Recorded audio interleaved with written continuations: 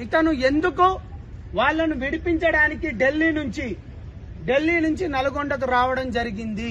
Mangli issue అనేది దాదాపుగా 200 కోట్లు అవినీతి చేసింది. మైక్రో ఫైనాన్స్ అనే పేరు మీద మంగ్లీ పేరుని అడ్డం పెట్టుకొని వారి చెల్లె కావచ్చు, తమ్ముడు కావచ్చు, తర్వాత వారికి కావాల్సిన వాళ్ళు చేశారని చెప్పేసి కూడా ప్రతిరోజు చూస్తున్నాం. తనపై ఆరోపణలు ఒక క్లారిటీ ఇవ్వడం అనేది జరిగింది. నాకు సంబంధం లేదంటూ బిగ్ స్టేట్మెంట్ ఇవ్వడం అనేది జరిగింది. సో మైక్రో ఫైనాన్స్ సభక్షేత్ర ఇన్ఫ్రా మోసం ఈ కేసులో ఒక్కసారిగా కొత్త మలుపు తిరిగింది. ఇప్పటివరకు పలు అనుమానాలు, ఆరోపణలు వినిపిస్తున్న ఈ వ్యవహారంలో తాజాగా మంగ్లీ స్పందన హాట్ టాపిక్ గా మారింది. బాధితులపై ఆవేదన. మోసం కేసులో బాధితులకు అన్యాయం జరిగిందని మంగ్లీ తెలిపారు. వారికి న్యాయం జరగాలని తను కోరుకుంటానని గతంలో కూడా చెప్పానని, ఇప్పటికీ అదే మాటపై నిలబడుతున్నానని స్పష్టం చేశారు.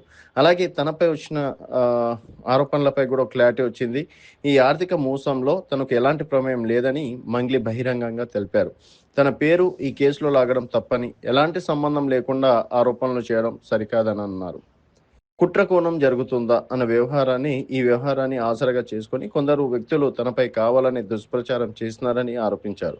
నిరాధార ఆరోపణలు చేస్తూ తన ప్రతిష్టను దెబ్బతీయాలని ప్రయత్నిస్తున్నారని తెలిపారు. నిజం బయటపడుతుందా? నిజం ఎప్పటికైనా బయటపడుతుందని, తను ఎలాంటి తప్పు చేయలేదని మంగ్లీ ధైర్యంగా పేర్కొన్నారు. ప్రస్తుతం జరుగుతున్న ప్రచారం వాస్తవాలని విరుద్ధంగా ఉన్నాయని చెప్పారు.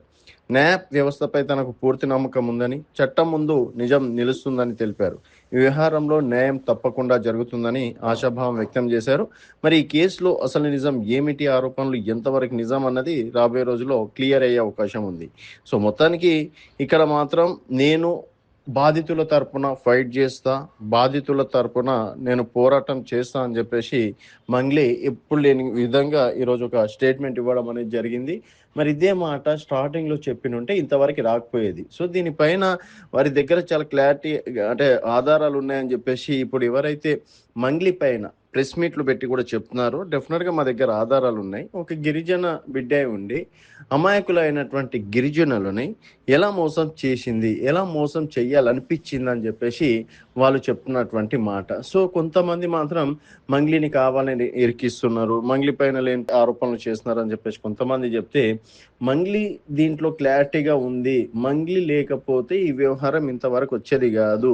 సో రియల్ ఎస్టేట్ పేరుతోటి అమాయకులమైనటువంటి ప్రజల దగ్గర బాధితులు వారి దగ్గర డబ్బులు తీసుకొని ఈ విధంగా హైడ్రామా నడుస్తే దాదాపుగా సంవత్సరం 6 నెలల నుంచి నడుస్తే మంగ్లీకి తెలియకుండా ఉంటుందా?